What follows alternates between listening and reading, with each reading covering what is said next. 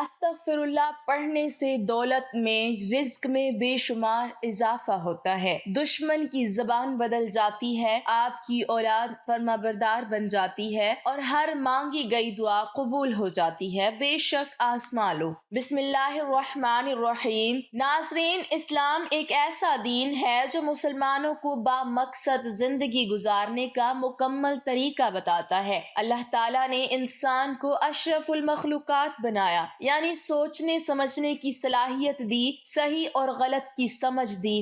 اب یہ انسانی عقل پر بات ہے کہ وہ اچھا کرتا ہے یا برا، لیکن انسان خطا کا پتلا ہے اور اللہ ہمیشہ اپنے بندوں کے ساتھ رحم کا معاملہ کرتا ہے، اس لیے اس نے مسلمانوں کے لیے ہدایت کا راستہ بھی کھلا رکھا ہے تاکہ اگر کوئی مسلمان گناہ کرے تو توبہ و استغفار سے اچھا راستہ پا سکے۔ استغفر اللہ، یا اللہ مجھ گناہ گار کو بخش دے، یہ ایک سادہ جملہ ہے لیکن طاقتور دعا ہے۔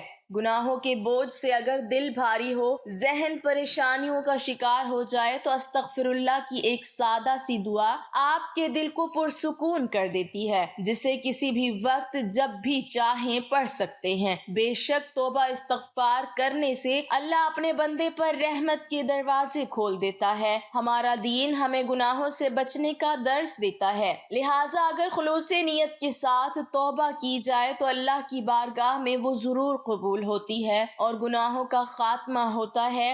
اللہ تعالیٰ نے قرآن مجید میں مسلمانوں کی بھلائی کے لیے استغفار کے بہت بڑے بڑے فوائد بتائے ہیں۔ استغفر اللہ رحمت کے دروازے کھول دیتا ہے۔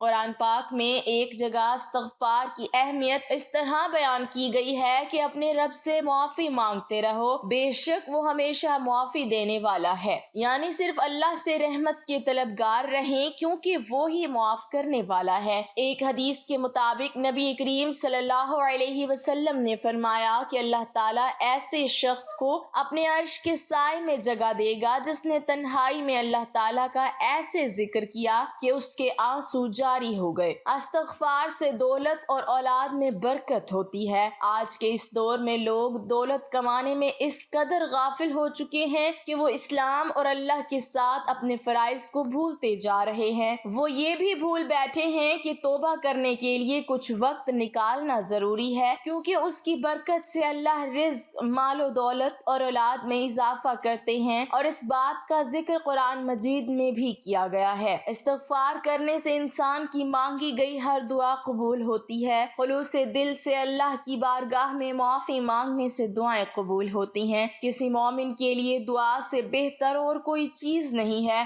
وہ جو کچھ اپنے رب سے مانگتا ہے، جس بھی چیز کی امید رکھتا ہے، ایک دن اس کا رب اسے نواز دے گا، کیونکہ مسلمان ہونے کی حیثیت سے ہمارا یہ یقین ہے کہ صرف اللہ کے پاس یہ اختیار ہے کہ وہ ہماری دعائیں قبول کرنے پر قادر ہے۔ استغفار کرنے سے رزق میں اضافہ ہوتا ہے۔ قرآن مجید میں اللہ پاک کا یہ وعدہ ہے کہ اللہ سے معافی مانگتے رہنے سے وہ رزق میں خیر و برکت کرتا ہے۔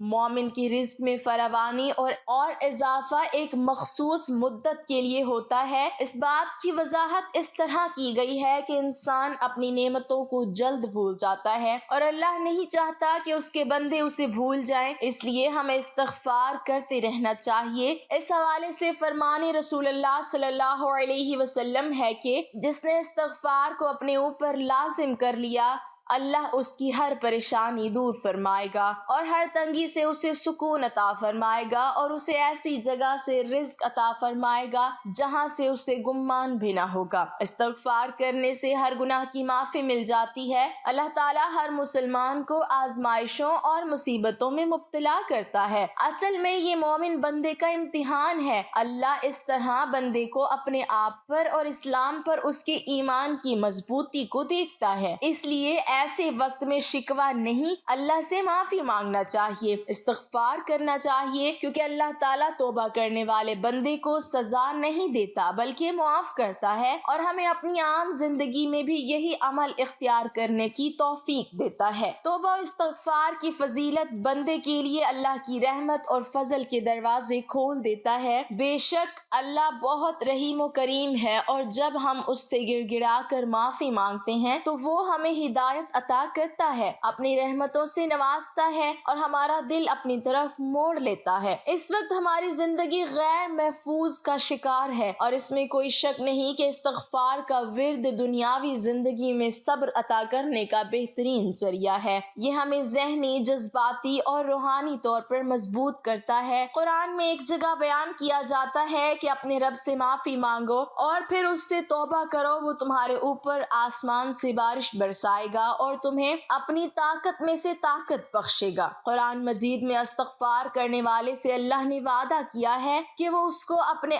بے پناہ فضل سے نوازے گا، اس دنیا میں بھی اور آخرت میں بھی۔ قرآن میں اللہ اپنے بندوں سے مخاطب ہو کر فرماتا ہے کہ اور تمہارے لیے باغات مہیا کروں اور تمہارے لیے دریاؤں کا سامان مہیا کروں۔ کسی شخص نے حضرت علی رضی اللہ تعالیٰ عنہ کے سامنے اونچی آواز سے استغفر اللہ کہا تو آپ رضی اللہ تعالیٰ عنہ نے اس سے فرمایا، کچھ معلوم بھی ہے کہ استغفار کیا ہے؟ استغفار مومن بندے کا بلند مقام ہے اور یہ ایک ایسا لفظ ہے جو 6 باتوں پر حاوی ہے۔ اول یہ کہ جو ہو چکا ہے اس پر شرمندہ ہونا، دوسرا یہ کہ ہمیشہ کے لیے گناہ نہ کرنے کا پکا ارادہ کر چکا ہو، تیسرا یہ کہ مخلوق کے حقوق ادا کرنا، یہاں تک کہ اللہ کے حضور میں اس حالت میں پہنچو کہ تمہارا دامن پاک و صاف ہو اور تمہاری کوئی پکڑ نہ ہو، چوتھا یہ کہ جو تم پر فرض کیے ہوئے تھے اور تم نے انہیں ضائع کر دیا تھا انہیں اب پوری طرح ادا کرو، پانچواں یہ کہ جو گوشت حرام سے پرورش پاتا رہا ہے اس کو غم و اندوہ سے پگھلاؤ، یہاں تک کہ کھال کو ہڈیوں سے ملا دو کہ پھر سے ان دونوں کے درمیان نیا گوشت پیدا ہو، اور چھٹا یہ کہ اپنے جسم کو اطاعت کے رنج سے آشنا کرو جس طرح اسے گناہ کی شیرینی سے لذت اندوز کیا ہے، اور پھر کہو استغفر اللہ۔ ناظرین، اس فرمان سے یہ مطلب ہرگز نہ لیا جائے کہ استغفار نہیں پڑھنا چاہیے یا بلند آواز میں استغفار پڑھنے میں کوئی برائی ہے، بلکہ یہ فرمان استغفار اور استغفار پڑھنے والے کا صحیح مقام پہچاننے اور اپنے قول میں سچے ہونے کا تقاضا کرتا ہے۔ اس فرمان میں اس جانب اشارہ ہے کہ جب تک تو نے دنیا سے منہ ہی نہیں موڑا، یعنی جو گناہ اور فریب کا جہان ہے، گزشتہ خطاؤں سے سچے دل سے توبہ ہی نہیں کی تو کس حق سے اللہ سے مغفرت کا طلبگار ہو رہا ہے؟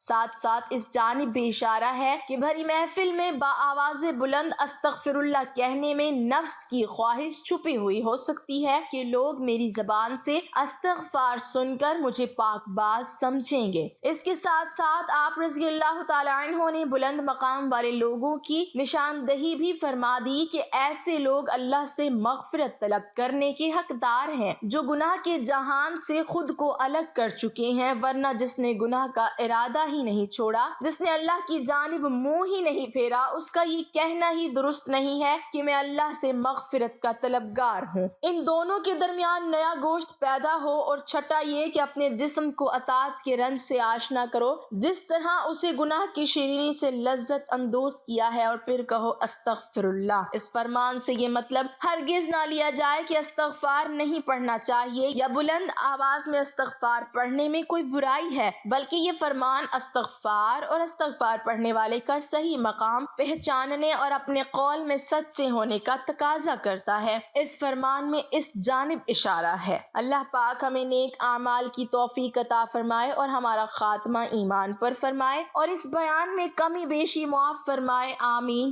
ناظرین، کمنٹ باکس میں اللہ تعالیٰ کے 99 ناموں میں سے ایک نام ضرور ٹائپ کریں۔